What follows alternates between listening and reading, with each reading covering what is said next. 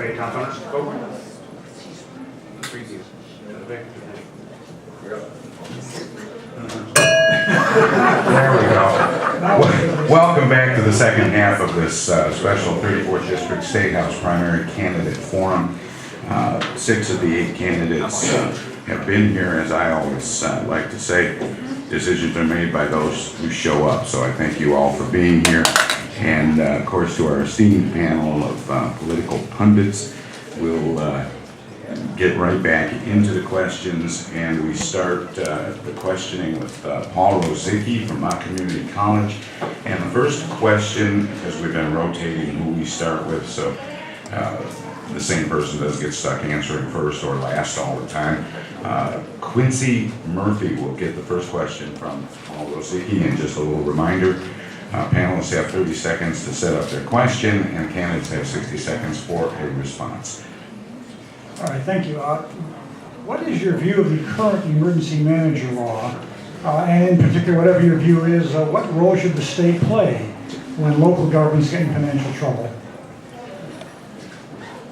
I'm glad you was easy with me on the first question, but I don't agree with the emergency manager law. Before the emergency manager, the state takeover was declared for the city of Flint, they asked for a $20 million stabilization bond, was only given $8 million. So therefore, they was $12 million short of what they needed to cover the cost to stabilize the finances of the city of Flint. When the emergency manager came in, the finances went even deeper in debt. So I don't believe the emergency manager was brought here to fix the financial problem, with more of a political thing. We rallied in Lansing when the emergency manager law was coming down to stop it from being happening. And, I think the emergency manager is just a result of us not voting. We need to get out and go vote, and we have this emergency manager in the city of Flint by the result of the people not getting out and go vote. Vote in November. Same question goes to Jeff B. My current opinion on the emergency manager is it's a great way to make governor's friends rich, it seems. I look at places like, from the educational standpoint, Muskegon Heights as an abject failure, and yet the people brought in still got their $6 million. I think the way to fix that, because you can't have cities or school districts who go continually deeper in debt. I get that. So the financial coaching, I think, is the smarter way to go about that, that you work with the elected officials. We have good city council people. We have a good mayor. If they needed assistance in how to get out of that from a financial standpoint, and you've got a better idea, great. Come in and work with us, but don't come in opposition to us and take away the democratic process. Same question, 60 seconds, Tom Calvin. My concern was, why was the emergency manager called in? Balancing a budget, a person that knows accounting knows how to balance a budget. I guess I asked, the way that an emergency manager is called in, changing how that is, maybe with the city has to have a majority vote to say that they wanted to come in. I don't know how that was actually done and who called them in. I personally didn't see a need. The thing was the general fund, you're putting all the money into that, and then you get to decide wherever it goes to. If it doesn't go to the right place, then that doesn't get paid. So changing how an emergency manager comes into the city, I would look at that from a legislative standpoint. I'm trying to change the jargon on how you can, an emergency manager actually comes in and takes over the city. Thank you. David Davenport, same question.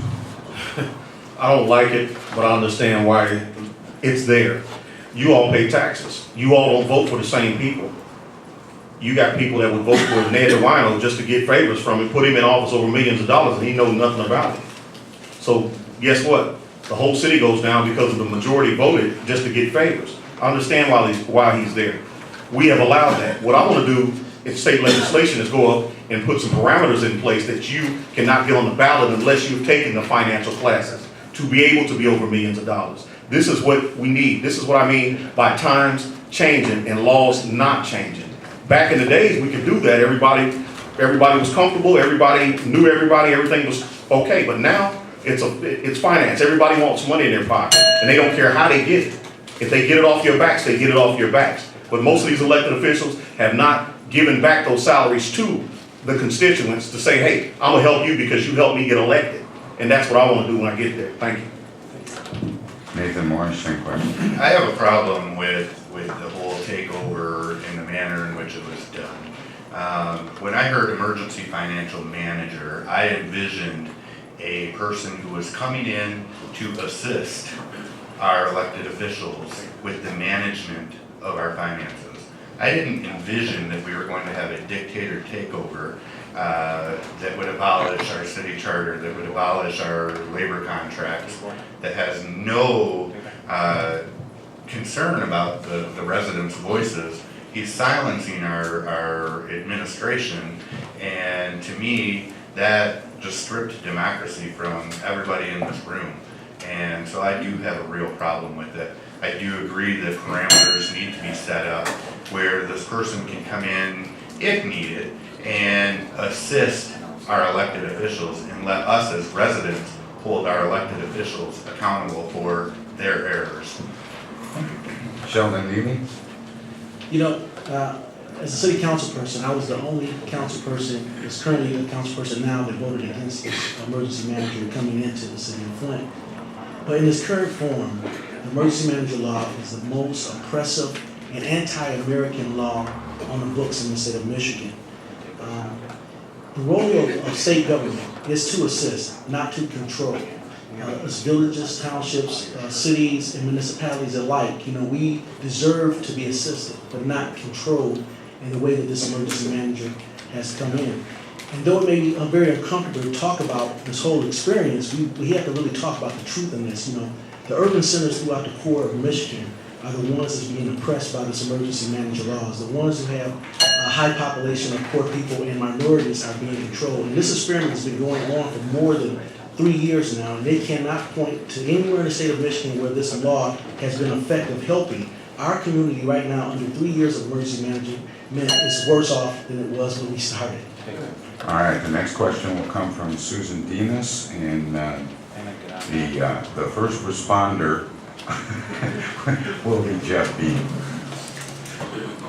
The Detroit Free Press recently did a series on charter schools and their authorizers in Michigan and found sweetheart land deals and powerless school boards in dozens of schools across the state. Do Michigan's laws need changing as far as charter schools go? And what would you propose if elected to the legislature? Thank you for asking this question. As a public school teacher, I have a lot of problems with the charter school law as it's written, and especially as it's enforced. That there is very little requirement placed on the charter districts. There's very little accountability for it. I stated earlier the Muskegon Heights mistake is probably the most blatant example of it. But there's no accountability to it, and that's what needs to be rewritten. If we feel that there's really a need for charters, then you have to hold them accountable. I think what's more responsible is to bring people back to public schools. Public schools to me are the last bastion of democracy. If you don't like how your school system works, get to a school board meeting, get to the buildings, make those changes because you're engaged in your child's education. That's where I think the real reform will come from. Donna Calvin, same question. I thought about charter schools, and my question was, why are all of the parents taking their kids out of school and putting them in other schools? There has to be a problem with the school system that their children were in. When they did back in June, when they had the conference, the workshop for schools, they had 20 buses that were scheduled to go and pick parents up, and they were going to give them food. There were probably about 5 parents that came. The people that are looking at keeping the school system are not the parents. The parents are not there. The kids, the parents are not a part of their children's life to the point of getting them to stay inside of the public school. There's got to be a reason for that. There's gotta be a reason, and once you find that reason, then we can look back to our public schools. I don't see a need for charters to grow. David Davenport, same question. I just talked about it at my opening statement. Public schools have an issue. Bottom line is, the times have changed and the laws have not. I've been back there, I got a 2-inch thick book of things that need to be changed in the system. I am a father of a child that is in a charter school. And that's because I would throw this title so far away before I mess up my child's education. When I see that you got unqualified people in positions just because they're friends and family inside of a public school system, I will not subject my child to that mess. And this is what's going to change. Charter schools just started. Yeah, they got quirks, they got problems, just like community schools do, public schools do. But until you are where I am and able to see what I see, Mr. Bean, you cannot go up and change anything. Bottom line, thank you. All right, Nathan Morris. I have a very negative view on charter schools.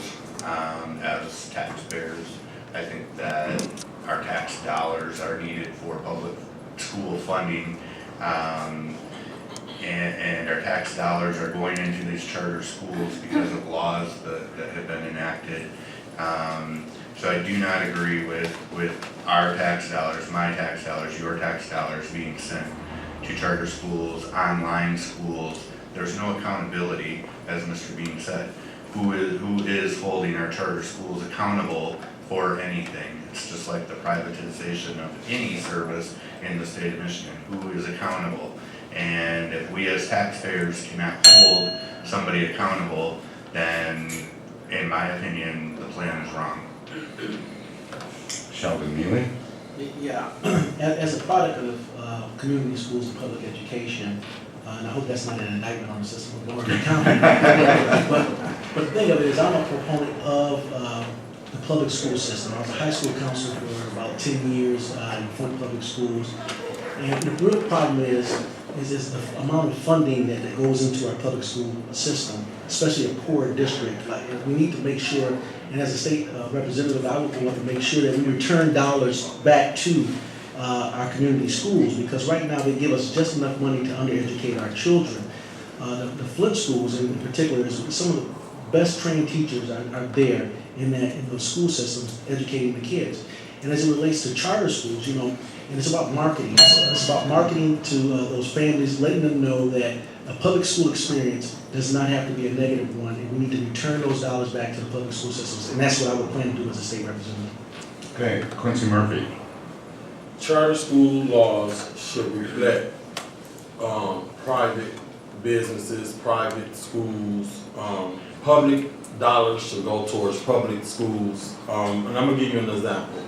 If Hurley Hospital is a public hospital and public dollars go towards the Hurley Hospital and they see all patients, I think that should be the same with public schools. If charter schools want to get established in the community, then they need to find their own dollars. I served on the facilities committee for the Flint School District back in 2009, and we did a year study with funding from the Ruth Mott Foundation to make recommendations to the school board on what should happen to our Flint Public School District.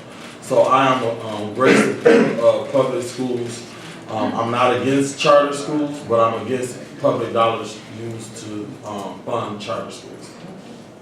Thank you. George Moss, you have the next question, and it goes first to Donna Calvin. Okay, I want to first of all thank the panel again for showing up, and you're doing a very good job, all of you. When we interviewed the county commissioners before we had this panel, I was concerned about the 83 counties that we have in the state of Michigan, and each one of them is individually trying to address problems on the state level, diluting their power. You are running for the state level, and my concern is that we have a federal government out of control. On the state level, I've been advocating the convening of a constitutional convention. Because I think that would rein the federal government back underneath the Constitution, and we have these states here that are supposed to be powerful. Is there a question? But we're not yet operating under what was intended. The state's supposed to be a lot more powerful than they are. And my question would would you be in favor of the circulation of the petition going around the country to have the states to, in fact, convene a convention to bring the federal government back under the control that was intended by the founders? Donna Calvin.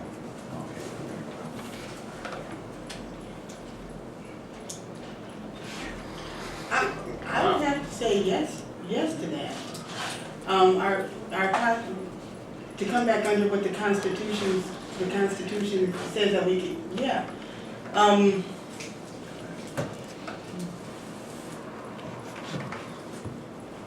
That's a big, if that was opposed to me, I would say yeah.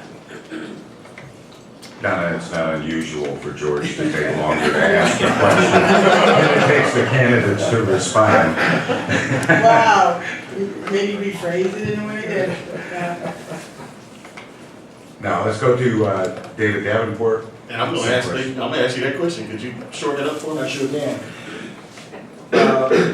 I was saying the House was supposed to be the people's body, the Senate was the state's body. The state legislatures elected the senators, the representatives on the national level. That was changed in 1913. The federal government has gotten out of control, and it's because the states don't have a voice. And I think individually, each state, speaking individually, cannot speak to Washington. That wasn't the intention in the first place.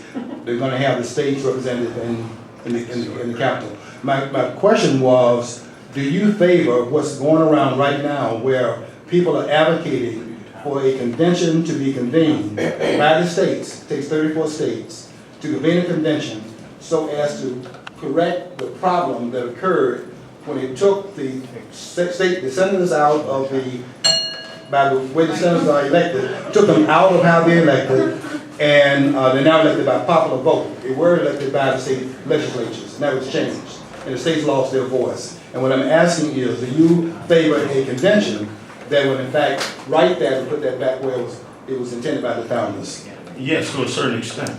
The certain extent I do believe is that federal government should be over education. Teachers should be federally employed. All employees should have background checks over children. I would support that, but only if that parameter was in there to where the government would take over education, because you got so many crooks that think about money when they get them over these children. They can't fend for themselves, and this is what happens. You wind up in deficits because of things that's going behind it. So yes, I would support that and get it right back where it is, but I would also ask that the federal government take over education, because I don't believe it. After you graduate out of high school, you're grown and you're on your own. I believe they should at least help you get an associate's degree. You shouldn't have to pay. You shouldn't have to pay, just like high school. You don't have to pay. Get them out there where they can become stable and do something with themselves. So I think that we should pay for that, and yes, I would support it. Nathan Morris. I'm going to repeat the whole, no, I'm kidding. Did I mention that George was a writer lecturer at the University of Michigan? I do not support this petition that's going around. I think that, and I thought that Michigan had signed, and I thought Michigan was that 34th state that had already signed, and then boom, but I read that on Facebook, so. So you know it's true, right? No, I don't support it. I think that we as the American people need to grow up. We need to start working across party lines. Get rid of some of these party lines that we have drawn in the sand. Democrats, Republicans, Tea Party, Independents. We need to draw the line, and we are representing the American people. And the American people deserve better than what they're getting out of the government right now. So I would not support that. Same question, Sheldon Neely. And I heard two questions, and I want to try to answer both of them. One about a petition for referendum to be placed on the ballot, and one about states coming together. As a state legislator, I would not support a petition, but I would not be opposed to voters galvanizing their strength to go forth. That's a democracy. One of the things, I would not start as a state representative, I would not have a declaration of war against our federal government, but I would have a declaration of war against high insurance rates in our community, a declaration of war against poverty in our community, a declaration of war against taxation of seniors' pensions. And I think my attention should be more focused as a state representative to those issues that's more germane to the quality of life, especially in the jurisdiction in which I will represent, rather than having a war against the federal government. And so I would have those types of battles in front of me as a state representative. Quincy, same question. Being that it was a very kind of technical question for me as a representative, if you came to me with it, I would have to do a little bit more research and get back with you on that. So I won't answer yes or no to you, but I am in agreement of having dialogue to discuss the issues of concerns dealing with the putting together a convention to talk about this issue. But I don't want to say yes and be wrong, and I don't want to say no and be wrong. So my thing is to do a little bit more research, because it's better to say nothing than to just say something because you want me to say yes or no to your question. Thank you. Thank you. And Jeff Bean, same question. At great risk, I'm going to ask George. Were you speaking of the federal constitution or the state constitution? I am talking about the federal constitution. Okay. I'm never against a petition. That's the beauty of democracy. If people want to get out and put something on a ballot, I think that's essential, and I would support that. However, I'm not particularly in favor of rewriting the federal constitution at this time. I think the Constitution as a document is pretty solid. The practitioners currently seem to have gone off that track. They seem to be more interested in other things than what the laws say. So in that sense, I'm not necessarily in favor in convening to rewrite the Constitution. I would be in favor of convening and getting some sanity back in the federal government. When people are trying to sue the president for executive orders, which is part of his job, that seems to me they're pretty clear they don't get what is there. So in that sense, no, I'm pretty safe with where the Constitution's at right now.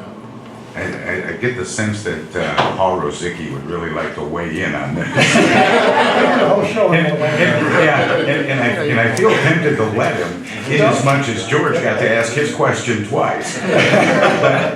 But actually, in order to keep things moving along, and we are on a little bit of a time crunch, we're going to do what we did last hour. There is one remaining question that will come from our special media guest, Susan Demas. And the answers begin with, I lost my place, David Davenport. The Elliott Larson Civil Rights Act protects Michigan residents from discrimination on the basis of race, gender, national origin, height, weight, and religion. Do you support gay, lesbian, bisexual, and transgender people being added to the law? I'll say it and I'll say it again. They pay taxes. They deserve the same rights as everyone else. Just as long as it's not imposed on me, I have no problem with it. They're human beings.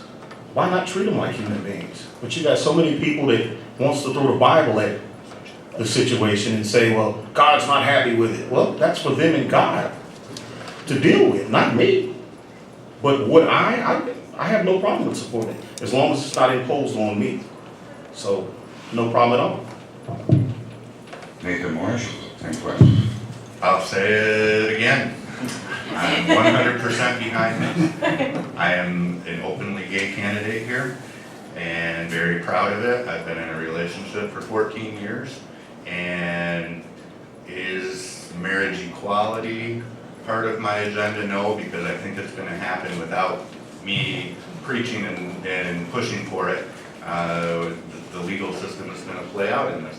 I do 100% support adding sexual orientation to the law. Honestly, you know, the statistics are 1 in 6 people are gay.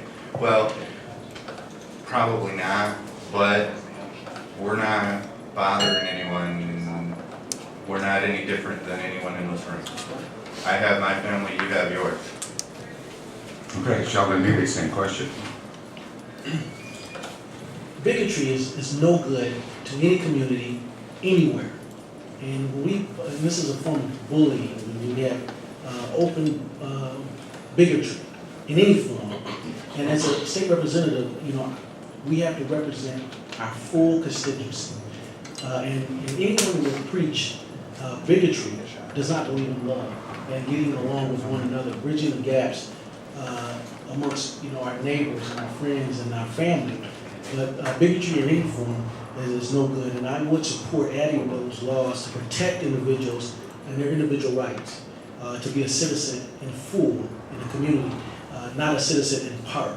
As an African American man, it was a law a long time ago, before the 14th Amendment, that deemed African Americans not full citizens. And I wouldn't want any law to be upheld and punish anybody in punitive fashion to say they weren't full citizens. Quincy Murphy, same question. I'm sitting here looking at my literature, and it says, as your state representative, Quincy Murphy pledged to, number 1, support amending state civil rights to include sexual orientation and gender identity. So that's my number 1, so it's enough said on that situation there. Fair enough. Thank you. I think George could learn something from you,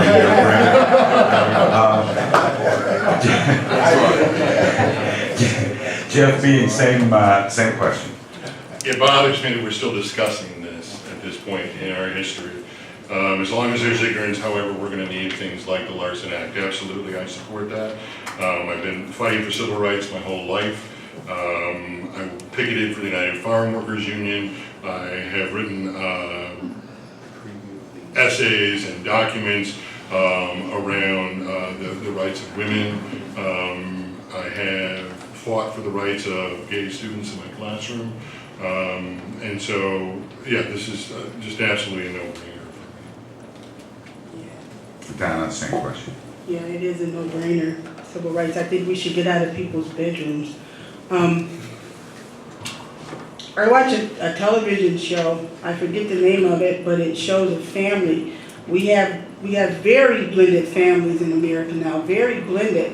So to not to say no against that would be against families. I would support it being put as a civil right of an American. Yeah. All right, thank you. And with that, it's actually time to start the closing statements from the candidates. And I actually would have fallen to David Davenport anyway, but during the break he asked me if he could go first. And the only reason I bring it up is he's going to be leaving, and his leaving early before everyone else finishes their comments is not an editorial statement, but an effort to get to a school board meeting at 6 o'clock. So we'll start, you have 90 seconds, and then we'll go on to Nathan after David Davenport, your closing remarks. Well, first of all, I'd like to say thank everybody for having me. I came here today to say what I've been saying for years. Things need to change. And if you keep voting for the same people, you won't get the change that you deserve. I've been on the board for 5.5 years, true enough, and really nothing's gotten done because of my consistency to do what's right in my heart by God. I have not yet had a chance to be a person that's able to do something without people looking over my shoulder or putting me down. I think this seat is what is deserved in my favor right now, because I definitely have a lot of education issues that need to be taken care of. Anybody sitting in this audience cannot say that they haven't made it where they are because of education. And if you keep letting these laws and the education fall, these children will never get educated. It's up to you all. It's up to you all. They can't vote. They need you all to step up and say, we're tired of this. And as long as you keep putting people in the seats that can smooth talk you and give you a favor in your hand, our children are going to suffer. But just remember, Dr. King didn't do that. That's why you're here today. You didn't suffer. So why allow these children to keep suffering? Education is the key, people.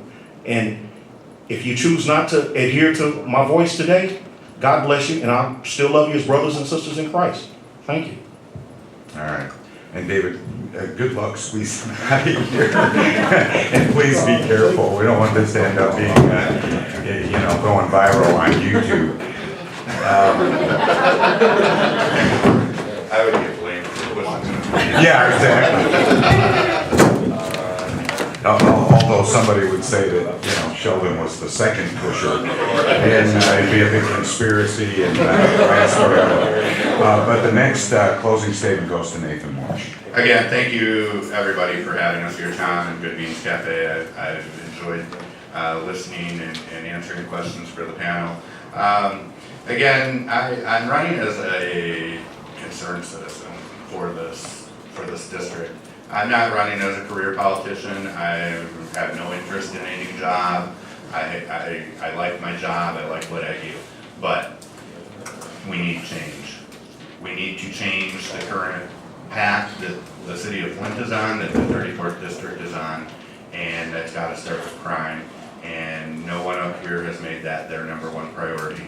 Crime is imperative that we need to get a hold of it, or we're going to keep in this downward spiral that we're in, and our current officials are not really addressing it. Our emergency financial manager finds that we can lay off 32 more police officers, which is not acceptable in my eyes as a concerned resident. I'm hoping, I look at this race as potentially whoever gets voted in is going to be our state rep for the next 6 years. 6 years potentially. And I'm asking you for 2 years. Give me 2 years. If I'm successful in doing my job and representing you, the people of Flint, then we'll talk re-election. But right now I'm asking for 2 years. Sheldon Neely. I do want to thank you, Tom, and thank you all for being here, and those who's doing this for having this forum, because it is important for us to put ourselves up for the consumption of the public to ask for consideration for their vote. And I want to thank the people that showed up as candidates, and for those that didn't, that tells you where their mind is right now. But, as a candidate for this race, as a man of God, and a husband, and a father, and a son, and my wife, and my mother is out in the audience now, I know it's important to the residents inside the city of Flint. I'm not a career politician, I'm an engineer by profession. As we move forward, we're facing some very, very difficult times in our community, especially in this transition from manufacturing to education mindsets in our community. I've been doing a great job as a city council person. I have a proven record of success, and I will continue that record as a state legislator for you. I will produce laws that will enhance the quality of life for residents. And I talk about residential, recreation, economics, education, and safety are the 5 points that we would attack in this community. As a candidate for this office and putting myself up for public consumption, I would ask everybody to be very mindful of how politics has been done in the past. And I run a pro-Neely campaign and not an anti-anybody else campaign. And so I want you guys to vote for the individuals that has a proven track record of success, and not who is endorsing it. If they're being endorsed by any particular entity, don't weigh that. The only endorsement that's important is an independent voter endorsement. Thank you. Thank you. Quincy Murphy, 90 seconds. I would like to just thank y'all for inviting me here today, and I'm glad to see this beautiful panel here discussing issues. Well, I am running for office because I want to work for you. I want to come in your neighborhoods and help organize on a grassroots level. I want to take your concerns to Lansing. I want us to be effective in the community. I was just thinking, why did I decide to run for state rep?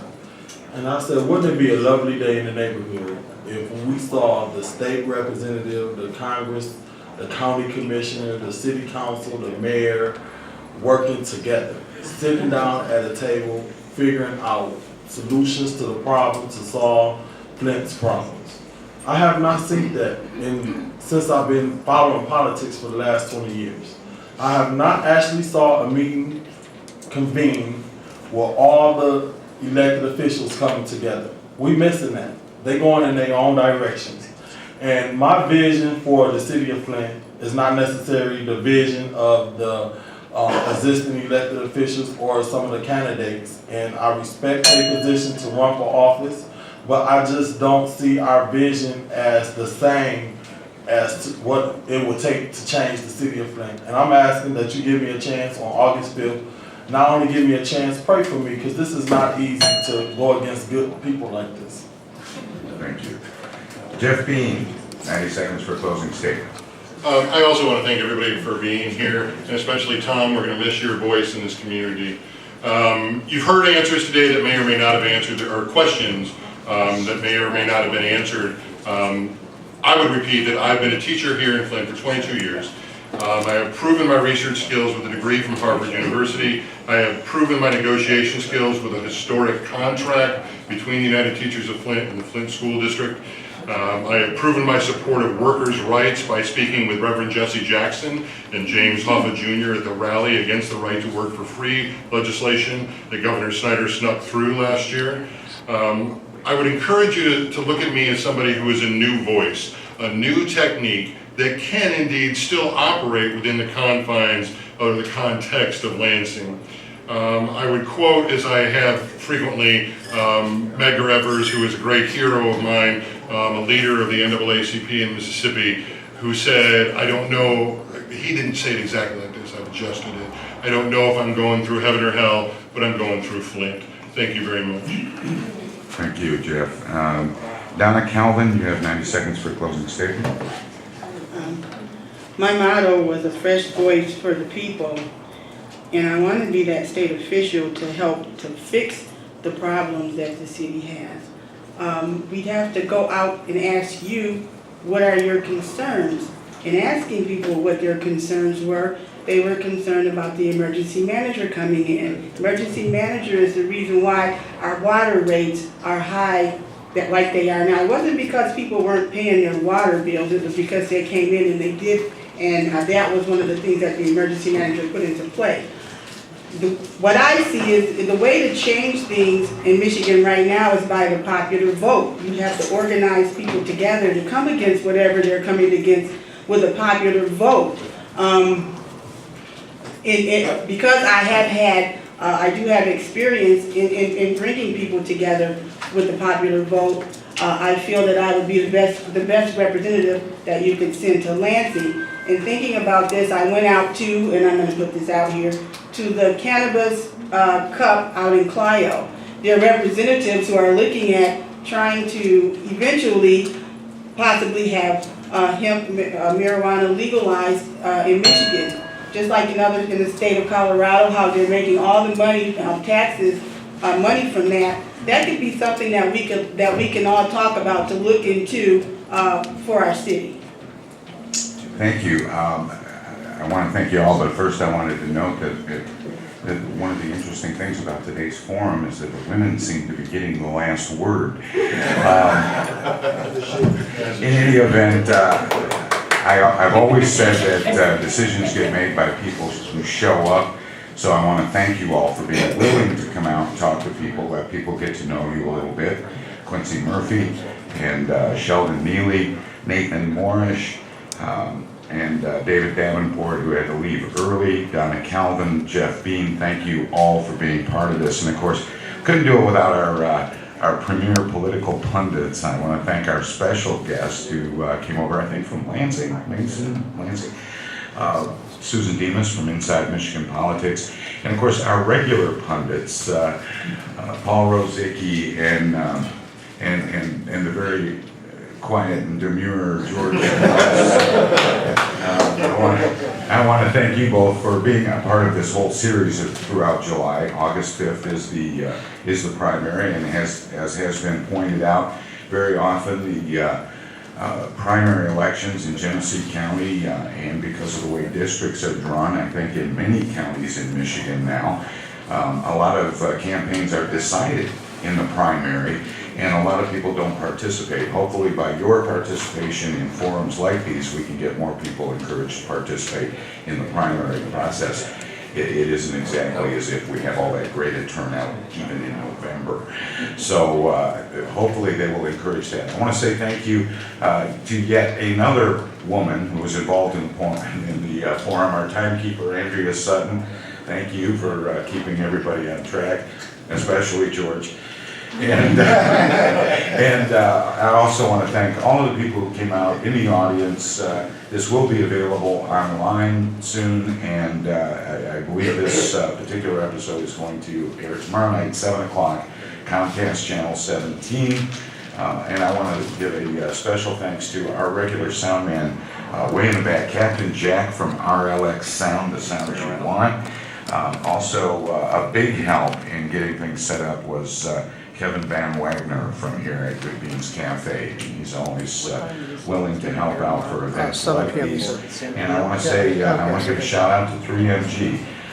That's Mid-Michigan Media Group, who are doing the video presentation, and FlintTalkRadio.com as well for putting some of the webcasting together.